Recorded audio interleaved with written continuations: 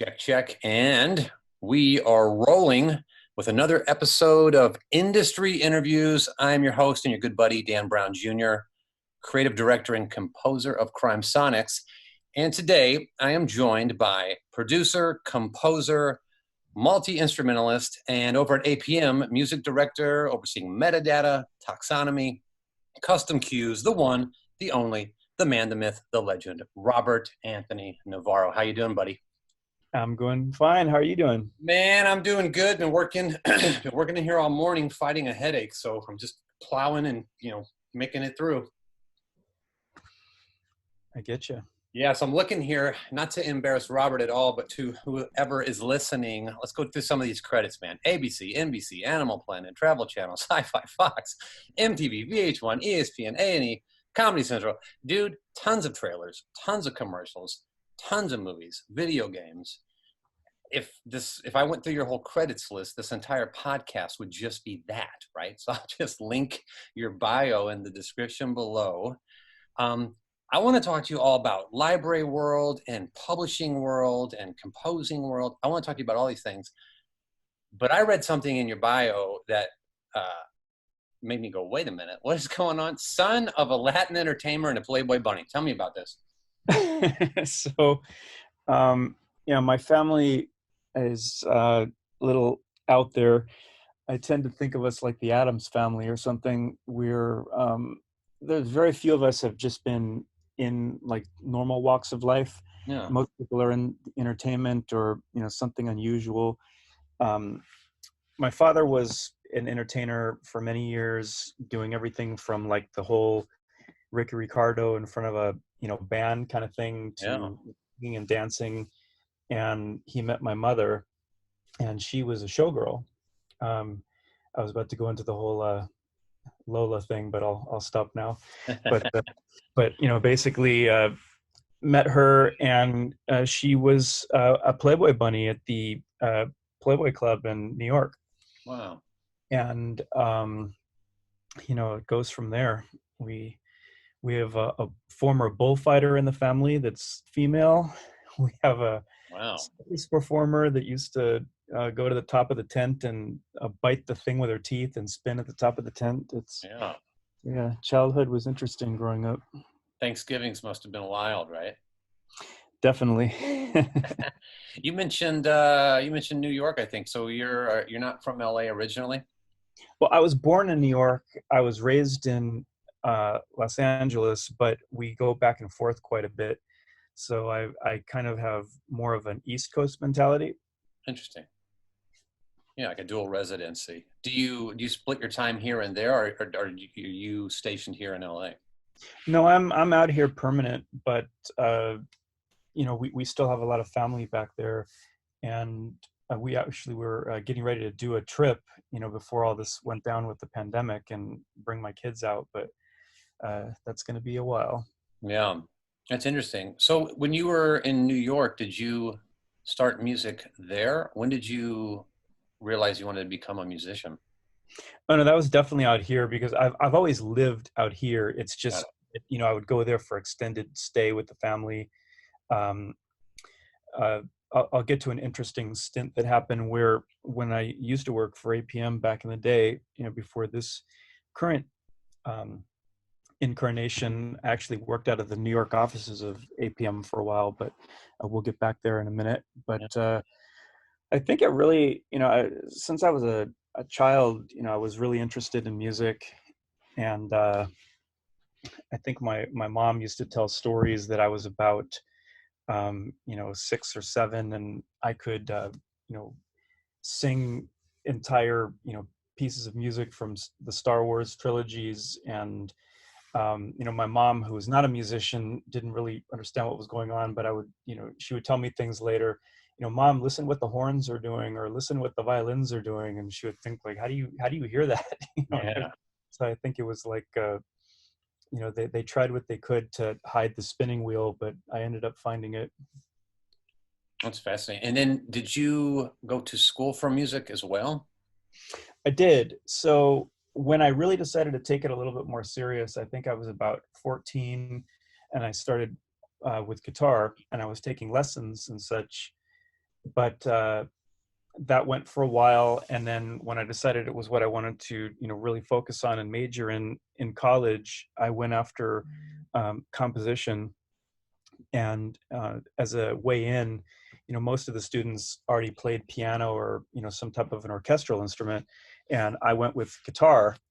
And although I had been doing it quite a while, I knew that classical guitar is not really what I wanted to focus on. So I, ended up, after going to, a lot of different things. I started out because I wanted to go to I wanted to have more choice. I didn't want to just go with what I was given. So I went in the beginning, the community college route, and I was at Pierce College and Santa Monica College taking as many music courses as I could. I also was at Cal State Northridge for a while. And eventually I went to Occidental College and majored in composition there. How did you, after college, how did you go from, writer, performer, educated musician, and how did you find library music? How did this world get on your radar? So that's actually a very interesting story.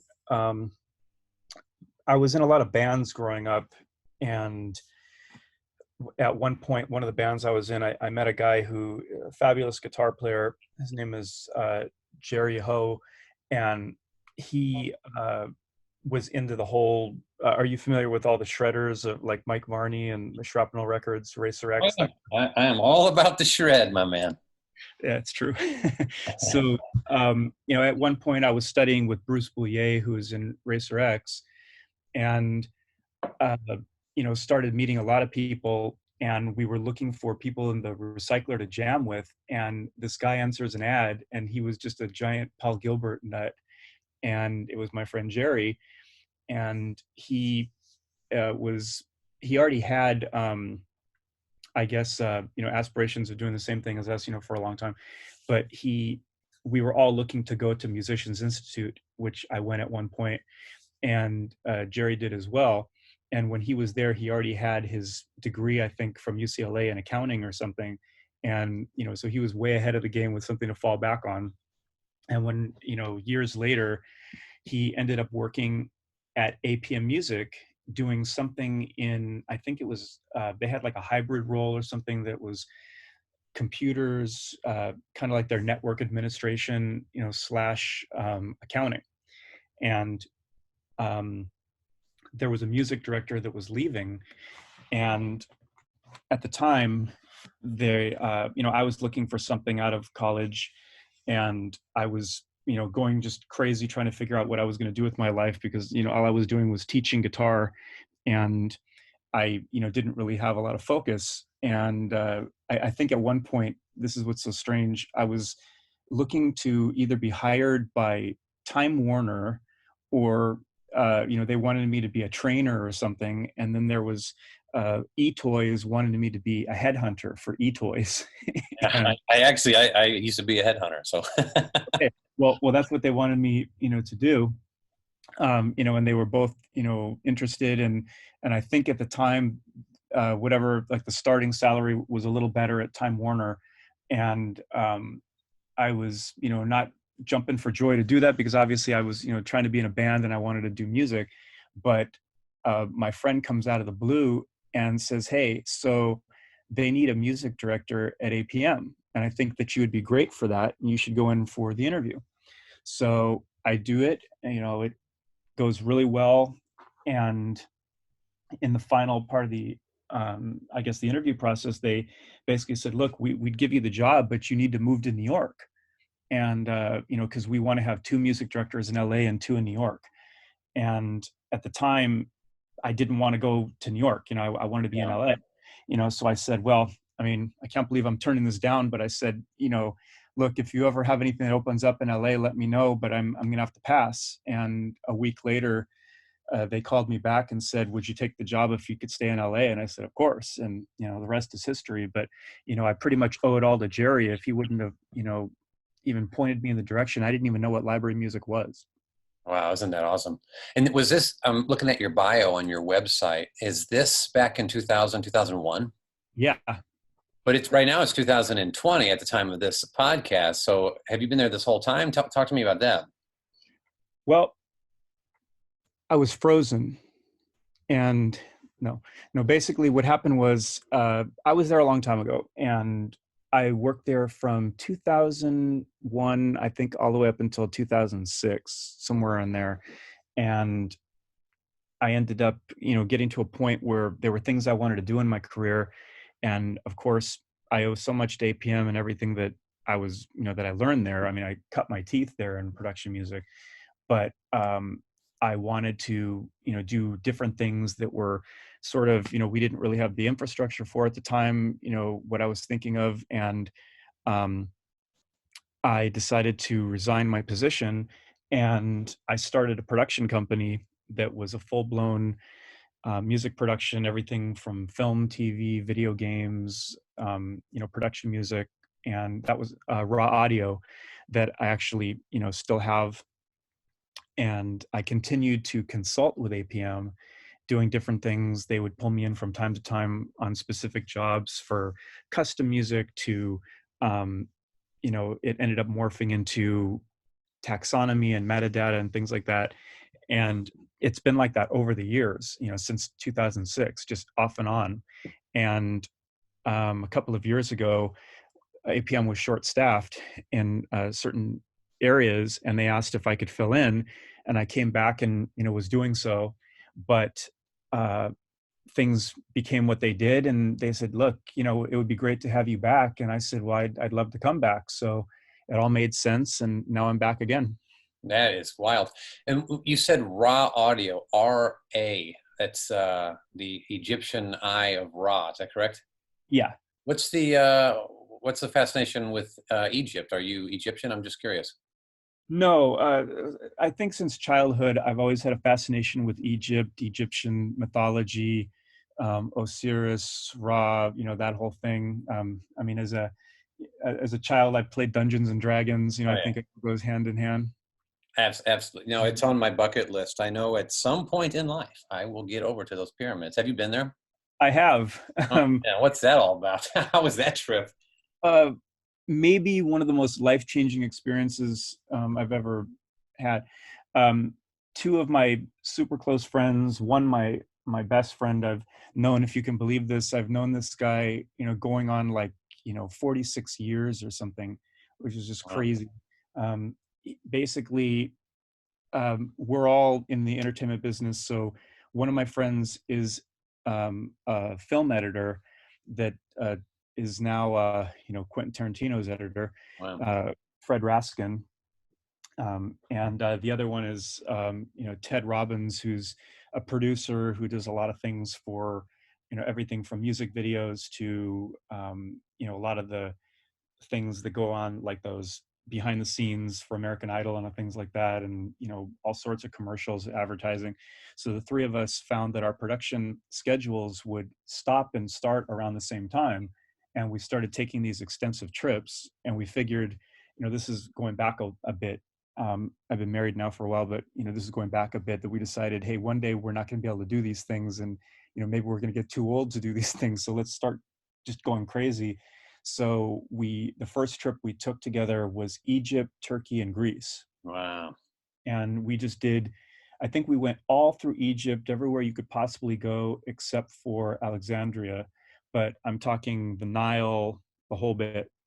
So it was just crazy and pretty surreal to be sitting on top of a camel in the Giza desert, looking at the Sphinx and just thinking, like what am I doing? Yeah. That wow. Yeah, it's been on my bucket list, like you said, like as a ever since I was a kid, I've always been fascinated with the pyramids. And then our local museum has a few mummies that you can you can go view, and they've done x-ray photography and all that stuff. Just I think it really fascinates our kids. So as soon as the world opens back up, maybe I can get over there. Well, and I would recommend India as another outrageous trip. Oh wow, tell me all about that. So that was, I think, the second trip we did together was all through India, and literally we landed in Mumbai and went all the way down to Goa. So we did all of India you possibly could do, and we went through this, I guess it was like a tour company, but it was literally just the three of us. And we would just hire drivers in every city to kind of just take us places. And, it was really not like the 5-star experience. It was a lot of roughing it, but I think that that is the way you have to do a trip like that, because you just miss out on, the real India if you don't do it. I mean, I'm not saying that we lived like in a like teepee or something in the middle of the jungle, but I mean, we weren't staying in super um, amazing hotels. It was just enough, for the basic essentials, and a lot of it was, taking trains and things all through. And probably one of the most insane experiences is we were told that you have to see tigers, of course, Oh, and there's wow. not many places you can still see them, up close and personal. So we go to a place that's called Cottony, which is um, in, I guess, an area that's very, very rural, and you drive for just an amazing amount of time, and you're just in the middle of nowhere. And then when you get to where you're going, it was like just nothing but like jungle. And we said, well, I don't get it. Like, where's the hotel? And the driver pointed up, and all the places to stay were way up in the trees, like we were the Ewoks or something. Oh, And wow. like 60 feet in the air, they had like these bungalows in the trees. The reason why they're so high up is so the tigers don't get you in the night. Yeah. So, you know, so that's I don't know. You got to get to India, man. It's a trip. So you and I also have something in common. We're both multi-instrumentalists. I'm a huge collector of instruments, have several hundred. And as soon as you start talking about all these foreign lands, my mind starts thinking, did you pick up anything cool to play? Any interesting instruments did you ship back home? Believe it or not, no. We had to travel sort of light, and the bulk of what we had. I don't know if you've seen these things that they have at like the North Face or something. They're like these big travel back. They're like these big duffel bags that basically can go on your back. No. And that's what we packed to the gills with everything we possibly could fit in there. And I just didn't even know what I was going to do in terms of shipping back. What I did end up, I sent back a couple of like a rug or two from India, That's and my friends sent back a lot of art from Egypt, but a lot of it came broken, or they never sent it, and they like ran off with yeah. our money. So I just didn't even get into that world. But I definitely try to buy things now when I'm traveling. Yeah, yeah. It's every time we travel. I mean, obviously in the U.S. it's easy. Just if you're driving, you can just take it with. But it's kind of part of the trip now for our family. If we're traveling somewhere, I am finding that one-off shop or that weird place or something to bring home and either figure out how to play it well enough to hit loop record and get a take that's worth it, or sample it, do some sound design with it, or something. Okay, so hey, listen, I'm looking at two different websites here. I see Raw Audio, but then I see Pop Machine, and we haven't even talked about Pop Machine.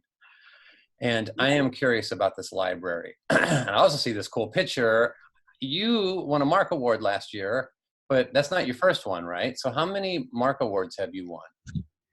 So oh, I've been sort of lucky. So um, we have I won a Mark Award for uh, well, I don't know how involved you want to get, but basically there was I've done some custom music before, and there was a cue that was part of an APM cue that ended up going to another catalog, and I won a Mark Award for that. And my company has also won multiple Mark Awards for the catalog.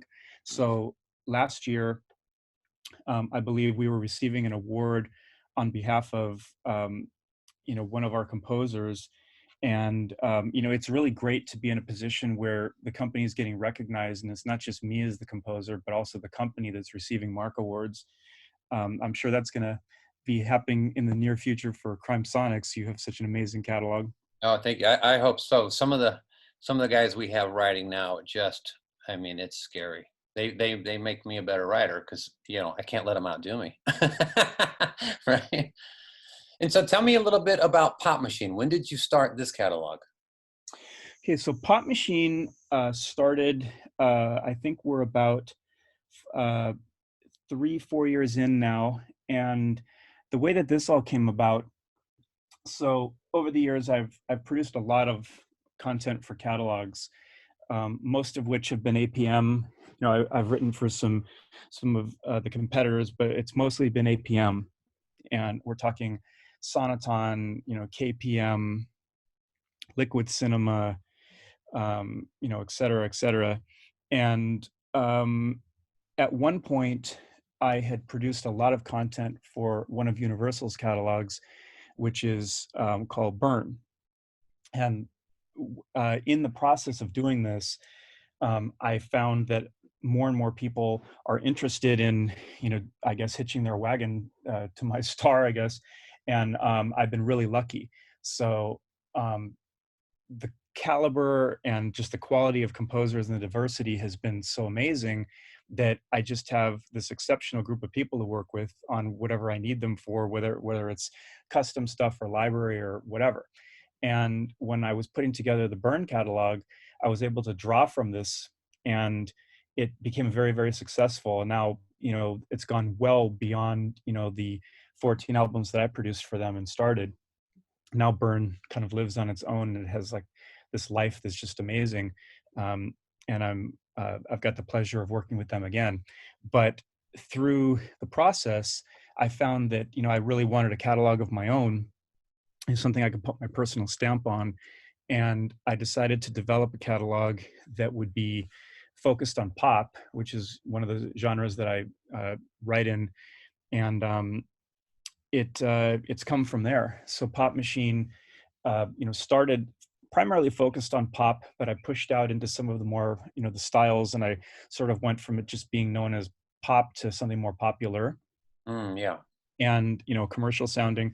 So what we try to do a little bit different, since it is a library catalog, I still wanted it to have something a little different. So I try to make it sound like commercial music as much as possible.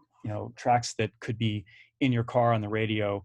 So a lot of the tracks feature full vocals using real artists. So and rather than it being a composer who mostly works in film or TV, trying their hand at making something sound commercial, I'm actually trying to find real artists, real bands, and a lot of it is that way. And I've been lucky to draw from some celebrity content as well. And now I have been partnering with a couple of people that I'm really excited about. So Mitchell Marlowe is fantastic engineer, producer, composer, guitar player extraordinaire. He's worked with everybody from Filter to Sum 41 to In This Moment, a lot of different things. And he has brought a different dimension to Pop Machine. So now we have Pop Machine, but we also have Pop Machine Dark. And it's just bringing his twisted kind of, wicked stuff into the fold. And we're doing a lot of albums that are decidedly, darker. And I'm also working with Eddie Wall, who's a 4-time Emmy Award-winning composer, bringing a lot of content into the catalog. Let's continue down this this trail for a minute. So how do you, in regard to Pop Machine, speaking specifically as a publisher now, how do you choose which artists you are going to work with? How are you finding people? How are you picking people? So a lot of it is word of mouth. I have I started with a certain philosophy, and it works for me. By no means, do I judge, if people don't have this philosophy, but I just find it works, so I stick to it. And what that is I don't try my hand at everything possible. Of course, there's been times that people, have hired me to do things that are not necessarily, uh, you know, maybe in my wheelhouse. And, as long as, I feel I can, do a reasonable facsimile, I'll do it. But I tend to try to stick to what I do best. And I've used that as a, benchmark for the people that I work with. So, you know, I'm, probably, giving away, one of my longtime trade secrets, but, I essentially, if I'm in a party, some type of a social gathering in a bar or something, and somebody comes and, I meet them and find out they're a musician, if they, I say, so what do you do? And it's totally a trick question. I only want one response to the question. Anybody that says to me, what do you need? in my mind, the conversation just ended. Yeah. I have no interest in anything they want to play me. I'm polite, and the whole thing, but it's probably not going to work out. But if I meet a guy that says, man, I live for hip hop, it's all I think about, I dream about it, this is what I was born to do, then I'm super pumped. I want to hear everything they do. And I try to find people that are, of course, there's going to be people that kind of spread into a couple of related categories.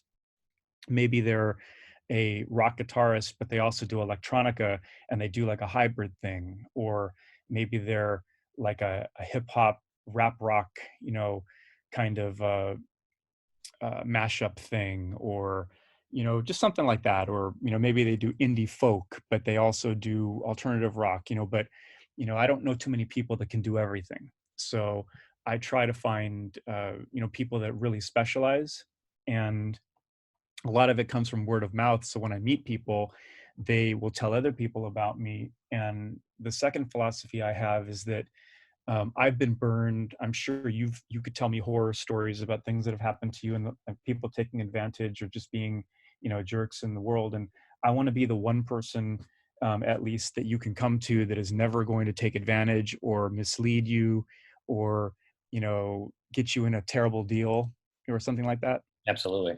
So I'm just very, very upfront. So, that tends to work out when I'm finding this talent pool. And it's either that, people have met me through other people, or I've spoken at, some type of a panel discussion, or an event, or a college, or whatever. Or they just know me by reputation and they just know what I do and they want to be part of it. When you find and identify someone, excuse me, when you identify someone that you want to work with, what does that process look like? How do they, well, let me ask it like this. Do you accept pre-existing content from artists? Do you give them a brief? Talk to me about that whole process. Okay, so I do two things. One, of course, I have things that I'm always looking for. But if people come to me with brief ideas that I think are good, I'm happy to check them out. And that's obviously, that goes two different directions. It can either be stuff that they have on hand that's just very good, um, or stuff that they have an idea and they want to do. If it's stuff that's pre-existing, I try to look for stuff that maybe is not drying up on the vine. So maybe it's like an evergreen situation, something that I know is gonna. It doesn't matter that they did it 5 years ago; it still sounds great, sounds current and whatever. But I mean, if something is like all of a sudden someone says, "Hey, I've got the most amazing lambada stuff," and it's like, well, that ship sailed, a long time ago, Yeah. but. Um, so that's where I kind of tend to go. And then when people get in, it's we just have a big discussion about where they feel their strengths lie and what they can offer. And when they start to curate content or write new content or even go to send you the pre-existing content, what is that process? How do you receive the content? Um, you're saying with stuff that they would send me that they already have on hand, or stuff that they're already working on? Well, I guess all the above. I guess like what I'm asking clearly would be: do you just receive an MP3? Do you take it through Dropbox? Do you have a portal? Like, what does that look like? Yeah, so a couple of different things. I use Dropbox quite a bit. I'm like a walking ad for Dropbox. Yeah, so am I. 100%. A lot of people like Google Drive, but I just find it really cumbersome. Yeah, I've been using a little bit Pibox lately. I'm Um, familiar with that one. I don't know if I'm pronouncing it correctly, Pibox. Like a lot of people seem to like that one lately, but Dropbox works for me. It's what I kind of defer to. And another thing that some composers will put together playlists in SoundCloud, Sure. and they will just send me a link to check things out. But I find that Dropbox is the easiest because I can get it on all of my devices and just kind of go from there. When you when a composer artist sends you a track, you've reviewed it and you are, yep, this is great, 100% A game. We want to bring this into the library. What does that process look like? What does the composer have to do? What do they need to send you now Hmm. in regard to stems? And I mean, talk to me about that whole process. Well, what I ask for in terms of my deliverables for the projects is what you're saying? Exactly. You know, I find that I like to work with wave files. A lot of people I think use AIFFs, but I like waves the best. 2448, and I typically ask for a full mix and an underscore mix, and the stems of the full mix. And if it's something where their underscore, sometimes you'll have a track where when you break out the track into the underscore, sometimes you find, what, it needs something a little more. I've gotten rid of the vocal, I've gotten rid of the lead instruments or the top lines and whatnot, and now the track is just a little bit too bare. I mean, for me personally, I don't know how it works with your clients in CrimeSonics, but people don't tend to be using the straight up underscore of old school like they used to, where it's just a bed. They kind of want a little bit more going on because it tends to be a little boring. Yeah. So, and you find that when you mute the top line or whatever was the main thing going on, now it's too bare. So they bring something back in, maybe some pads, maybe some, a secondary, I want to say melodic as opposed to melody, element of some kind. And if that's the case, then they'll specify in the stem underscore only, so that I know how to build that if I need to as an editor. And so they give me the full mix, the underscore mix, and the stems. And one service I sort of provide to the composer is I give them my time as doing their edits for them. Do you do the mastering, or how does the tracks come in? Are they pre-mastered? All the tracks come in without mastering, and I send all my stuff to Learn Sound. Ruben Cohen is my mastering engineer. That's great. I'll get his information. We'll put him in the description of this as well. And then how long does it take, roughly, realistically, let's say a composer sends you all this content, it's all approved, it's under contract, they have delivered it. How long does it take from that moment for them to see that content registered on their works catalog, in the library, and out there trying to find a home? It can take, on the short end, it could take a few months, up until, it just depends on when exactly they send it to me and what the bottleneck is. Right now things are starting to pick up again and move, but for a minute things slowed down a little bit when we were trying to figure out how we were going to work with this whole pandemic. But it really goes by release schedule. And what's interesting is, so my stuff goes through APM in the US and Canada, and they have a definite release schedule where, for instance, we have one coming up in May. So if you miss that deadline, then you're going to have to wait until, the next deadline. And, sometimes they can be as short as maybe like a couple of months. In this case, I think it was about a month, but it can be, no more than, I would say, registered, everything done, up and moving, could definitely be within a few months. But, the nice thing is that I also am distributed through primarily Universal Music overseas, but there's a couple of smaller territories that I'm with as well. And because I have the overseas distribution, the stuff goes, tends to go up, pretty fast there as well. So let's say I happen to get the stuff from a composer and we just missed a deadline and it's not going to happen, then it doesn't mean it's not going to go up, because it still might go up overseas first. Yeah, and a question that I receive often, which is, how long does it take to get paid? That's the question of the hour. That is the question. It's sort of funny because, again, your PRO has their own distribution schedule, and so do the libraries that pay you your sync. But I have seen money actually. Well, are you saying when you're going to be sitting there with money in your hand, is what you're saying? See, I don't want to ask it that way. Let me frame it like this. I just sent you a bunch of tracks to Pop Machine. I didn't. I'm just saying. I just sent you a bunch of tracks, and you have them now, and you've mastered them, and they're in your library. Where's my money, dude? And that happens all the time. Right. I'm waiting for Suge Knight to come back and hang me out of a window. Right. But, basically, I've actually seen situations where, I mean, I would say this: if you give it about, to really start seeing your money, I'd say it takes about 6 months to a year, Exactly. Yeah. to really see your money. Now, in terms of, like, let's say you're a guy who is not freaking out about keeping the electricity on, but you definitely want to be paid, of course. You're not doing this for your health. Sure. You just want to know that your stuff's making money. I've seen my tracks actually generate a license, and I know it's in the bag and it's going to make money. I'm just waiting for the check to come, in 3 months of it being out. It's already been licensed. Yeah, that is awesome. And I I always tell all writers of, from our library, and even new writers, coming into production music, just keep your head down, do the work. You know, it's going to take about a year.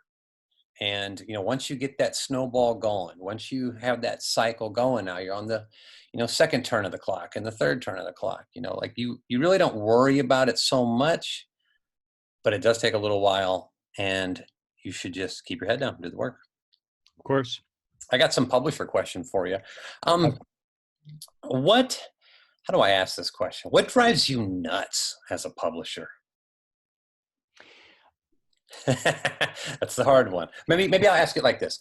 What is it about specifically composers when they're reaching out to you, or the publisher composer interaction? Is there anything there that you would hope that composers would know when they're interacting with you as a publisher? Well, okay, well, there's a couple things. I was just trying to think how to phrase it. Well, okay, I'm going to sort of go tangential here. It might be like stream of consciousness stuff, but um, knowing, I guess, having a better handle on what is allowed to be used content-wise and what is not. Sure. So right now. Okay, good buddy Dan Brown Jr. here. Let me interrupt the podcast for 1 second. We started talking about a company by name, and we don't want to receive any blowback. And so what we are going to do is just omit the company's name. And what we are talking about is understanding the fine print when you are using sample libraries and sounds and sound effects. All right, back to the podcast. Giant no-no. I don't know how much you've been hip to this, but when I first heard about, I was just super excited, about what that could bring to the table for. I mean, I don't know how much of that I would really jump into, even if, what makes me not use it wasn't the case. But I know a lot of people that would benefit from that type of a thing. And the problem is that there's so many questions. I know people that have gotten in trouble for using the content. And it's something where I guess the legalities, the licensing agreements, like whatever it is on their site, that their FAQ that tells you can use this stuff or not, is not very clear, and it's dangerous. That's interesting. So I don't work with any composers that use the content, and if they, so basically, I right up front ask, do you use it? And if they say yes, then we can't work together. Yeah. Is it because, is there anything to do with like audio detection software as well? Like, is it so oversaturated? There's, false positives being matched or something with that content as well, or? Well, it's just this. Like, I've gone round and round with a situation where I try to, I guess. Let me see how I would phrase this. Like I try to be in a situation where everything is a little bit more clear. You know where the landmines are. Yeah. And I was at a point where I thought, okay, everything's cool. You can use it now and it's wonderful. And then if you go over Gear Sluts or some other places, there's a couple of colleagues of mine that are just huge, outspoken about how you can't do it. And the reasons why, because they know people have been sued. And I sure don't want to, have problems happen because of content that I've used and copyright infringement. Yeah. And people claiming things. It's just too dangerous. So I basically, I want to err on the side of caution. And until such a time as they have something in their FAQ that says, without a question, you can absolutely use this. We have agreements with all of our, the people that upload content, to us. And, there's no way that this is ever going to have any blowback, then I'm just going to steer clear, because like, I'll give you an example. Big Fish Audio is a great company. Yeah. I've used a lot of their stuff over the years. I can't say enough good things about them. And they have an FAQ that's very clear. And it will say, this stuff is not allowed for library. I mean, there's no ifs, ands, or buts, right out of the gate, you can't use it. And as a result, you never use it for that, but you can use it for advertising purposes. You can use it for, if you do a movie or a TV show, Yeah. so it's just very clear how you can use the content and how you can't. But that said, I always tell my composers, it's probably not a bad idea to take a screenshot of an FAQ when you see it and you have it and you just file it away. And because from time to time they could change their policies and all of a sudden it isn't okay, but you at least have that to refer to. So, if there's a cease and desist, I have to believe that you can at least say, look, at the time that I was using it, I was under the impression because of this, I won't use it going forward now that I know, but at least you have something to, as a jumping off place. So I guess long story short, I like to work with composers who are aware of what they can and cannot use, and they're being careful and diligent about ensuring all that, and Yeah. does that make sense? No, yeah, So absolutely. No, it's, yeah, yeah. absolutely. And then another thing is, there's all sorts of other kinds of software that sound great in theory, but again, you don't know how you can use it, so just be careful. Yeah. Another thing is, you always work with people that like leave, space at the top and back of a track. So when I get them, I have to spend time editing out those places. Yeah. That's annoying. Maybe people who haven't cleaned up all their transients, people that have clicks and pops all through their track that, I have to ask them to rebounce, or, did you check these things before you sent them to me, kind of stuff. Oh, you are hitting on my pet peeves, the bane of my existence, the thing that keeps me up at night. Yeah. I mean, it's just, I look at it like this. I'm not going to say I'm not anal about this kind of stuff, because I really am. I listen. Well, I mean, let's put it this way, just off the subject for a second. If you're a composer and you send me something to listen to, or you point me to your website, I don't just listen to 3 seconds of it and go, nah. I actually am one of the few people I know that listen to the whole piece of music. Yeah. I carve out the time to do it.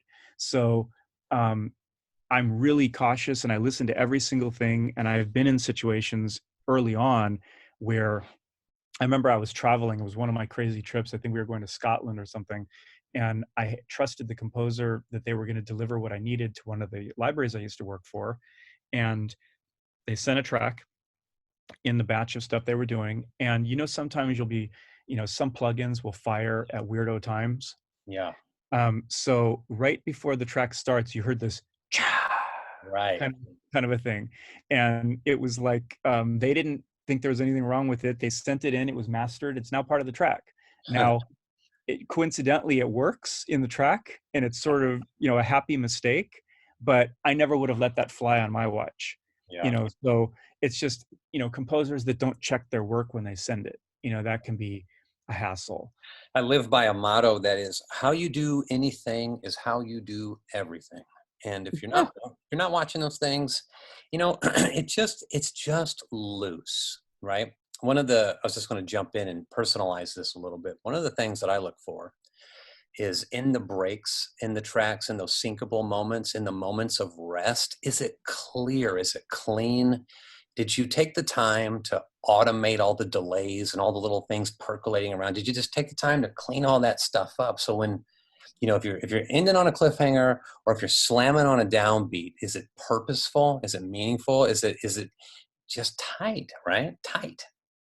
Yeah. Yeah. So that will, yeah, we could talk about that. We could do a whole other, we might actually do a whole other podcast on specifically that.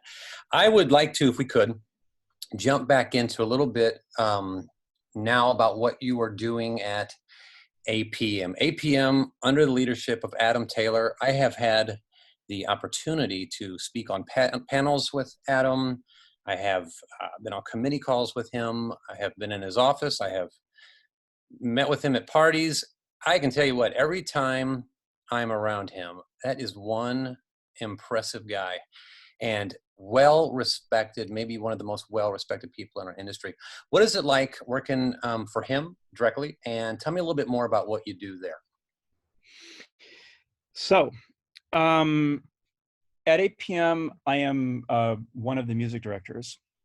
I'm back, to what my old primary position was. The people that select the content for music search requests that come through, and consult with the libraries on what do we need, that kind of stuff. Yeah, And it's basically fielding all of the calls. At this point, it's all we're getting them through email and such, and different sources. But how to get the clients what they need in terms of the catalog, navigating just the voluminous collection that APM has, knowing what is going to hit the mark for what clients need. So that's like the primary job of the music director. But I also wear other hats where I specialize, and I'm actually focusing the bulk of my time there, which is metadata and taxonomy, yeah, and the custom department, which is what I used to do. So as you know, bad metadata, no one's ever going to find your stuff. absolutely. And it's really, really crucial to the process. So I've become an expert in metadata and taxonomy, and just sifting through the catalog and basically helping them correct what's wrong. So that is just something that I can't say enough about. And you it's just really, really vital to the process. Anybody who looks at metadata as it's somebody else's problem, I think everybody should know about metadata and how to make it as great as they can Absolutely. when they're submitting it to the libraries. Is the more information you provide, the better. The better your stuff is tagged. For those composers and publishers that do it themselves and don't outsource it. Some people try to game the system. How can I put in as many tags as possible so my stuff comes up all over the the search results? And of course, APM is aware of it, and not going to let that happen. So we have to figure out what really is appropriate. I know a library that will remain nameless that tried to tag a different genre for every variation of the track. It's So, so, awesome. so it come up with 20 different genres. While it's possible that when you remove the top line, maybe it's applicable to other things, I don't really think you can make the argument that the genre changes so much. Maybe just the application, like Music 4. Yeah. But that's what that's all about. And it's really interesting because I get to interface with the tech team, and I'm involved in everything from the development of the website to how APM's taxonomy is built, and the future and what it evolves into, going forward. So it's kind of a really cool interdepartment collaboration. Yeah, And and I've been down there. So tell me about the swanky new office, man. Do you got the Hollywood sign view, or what's going on? yeah, APM is located on Sunset and Argyle, right in the heart of Hollywood there, with a lot of views of the city, including the Hollywood sign you can see from part of the building. Um, right now, we're all remote because of this pandemic, but what's been amazing is that APM is virtually unaffected by this pandemic in the sense of what we can offer the client base. We've been able to do an amazing job, even though everybody in the company is remote. The Zoom sessions are outrageous. You've like got like a million people on a Yeah. Zoom call at once, for our all hands meetings and such. But the music search requests don't stop, and we're able to field all the calls and all of the, hit them right back. Yeah, it's been awesome, man. This has been a great chat, and I feel like you and I could probably talk for hours. I'm going to ask you one last question, and I'm specifically thinking about, you know, like when I first moved to Los Angeles, and when I was trying to get into production music, and I had never met a publisher or spoke with anyone in this industry.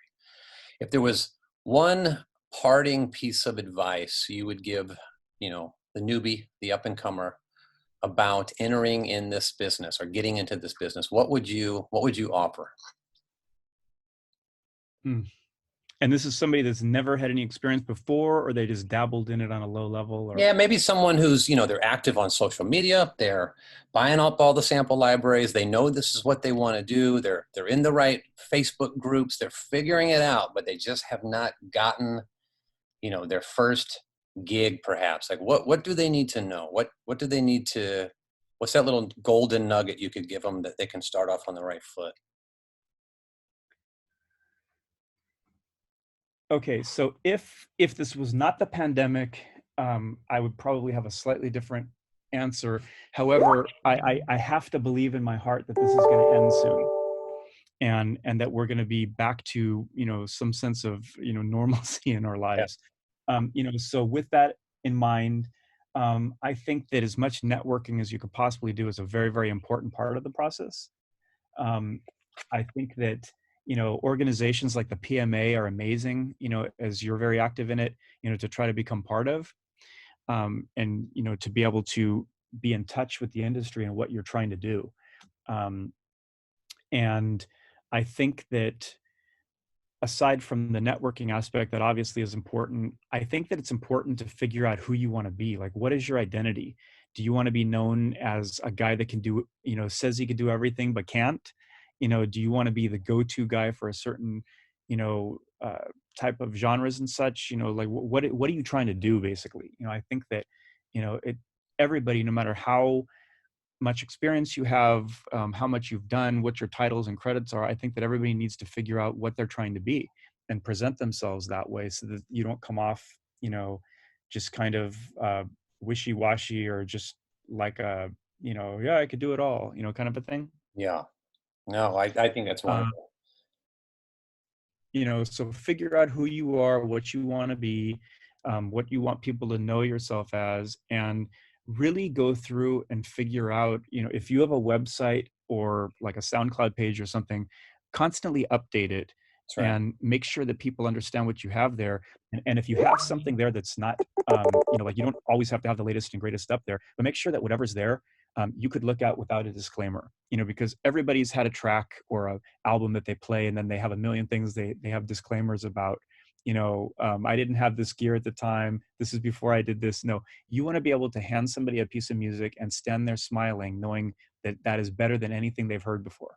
you That's know and your best stuff first, not at the bottom, in yeah. case it doesn't get there. um and I think that after that, uh here is like the last thing I'll say on it is that, um I don't really care, how well known you are, how, what your bank account is, what you've done in the world. Never forget that everybody starts somewhere, Yeah. and it takes a while to get wherever you're going to get to. And even if you feel that you've gotten to a certain position in life, don't be arrogant and think that you have nothing else to learn, because you could learn so much even from people that maybe haven't even done as much as you have, but maybe they've done something you haven't done you Yeah. know Yeah. Yeah. It doesn't matter how great you may be if you are not a great person, right? Indeed. Yep. I Indeed. only, just to personalize it again, I only work with people that I want to work with. It has nothing to do with awards, trophies, or anything. If you're not a good hang, we're not going to hang. Well, I mean, it's funny. I mean, like the PMA, for instance. I met you at the PMA, Yep. and it was just one of those things. And boom, I see you everywhere networking. You're not, a guy that falls through the cracks. You're out there. People know you. Why do they know you? Because you're there. You're on social media. It impresses me that you've always been like, hey, what, anyone need help today? I've seen your Facebook posts. You actively want to help the community and give back. And I think that when you meet people like that, um, yes, you're going to find people at these events that you never want to talk to ever again. Of course. Yeah. but but you also meet people that are super cool. So I think that it's all about networking, man. It is. It is. Robert Navarro, music director, APM, Raw Audio, Pop Machine, more credits. I mean, your credits again are like, you know, the dictionary of logos and credits. You got more logos than a race car. Brother, I appreciate you taking the time, and just love these candid, kind of off the cuff, shooting the breeze type conversations. And hey, everything we talked about, I will have linked in the description below. Again, brother, I want to thank you for doing this industry interview with me. I appreciate all of everything you do, man, and thank you for including me. All righty, brother. Bye-bye.